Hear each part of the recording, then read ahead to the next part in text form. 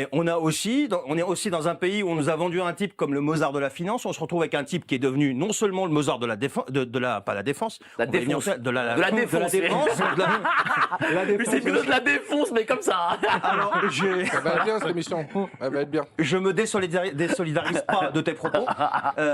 Et le Mozart de la catastrophe. Donc, au bout d'un moment, si tu veux, qu'est-ce qui va se passer? Et on est surtout dans un paysage aujourd'hui où quand même, on a atteint un record absolu de pauvreté en France. 15,4% de la population française vit en dessous du seuil de pauvreté. Un record absolu depuis 1996, date à laquelle on a commencé, arrêtez-moi si je me trompe, à mesurer le taux de pauvreté en France. Donc, mais t'es sûr qu'il va y avoir cette révolte? Moi, je sais pas. Moi, j'ai l'impression que regarde, moi, j'ai connu les Gilets jaunes. J'ai été dès le premier jour aux Gilets jaunes. Je les ai suivis même jusqu'à quasiment l'Élysée quand ils étaient à Place Beauvau. Ouais. Et alors, rappelle-toi, ça a commencé quand le litre était à 1,40. À un moment donné, le litre était à 2 et quelques.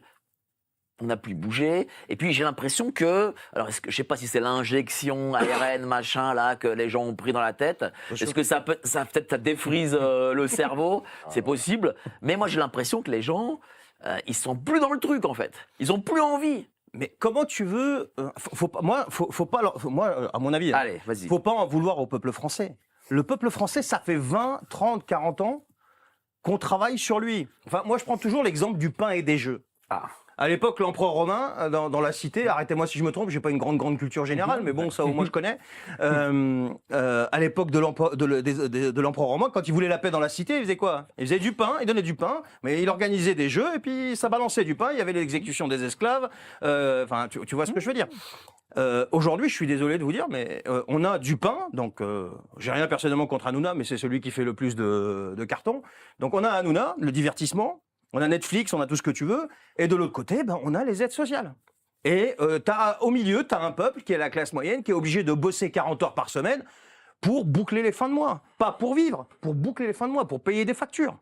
Donc au bout d'un moment, qu'est-ce que tu veux? Et ces gens-là, faut pas leur en vouloir. Et on n'arrête pas de leur dire, on peut envoyer des milliards à, comme je l'appelle, zézette, mais d'un autre côté, on vous demande des efforts. Et en même temps, tu as une Cour des comptes qui t'annonce quoi?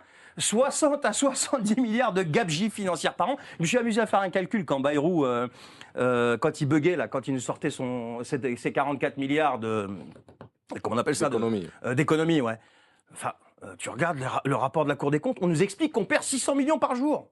J'ai pris ma calculatrice, j'ai pas fait maths sup, maths spé, et encore moins l'école nationale d'abrutis. Donc qu'est-ce que j'ai fait? J'ai fait un calcul. 75 jours,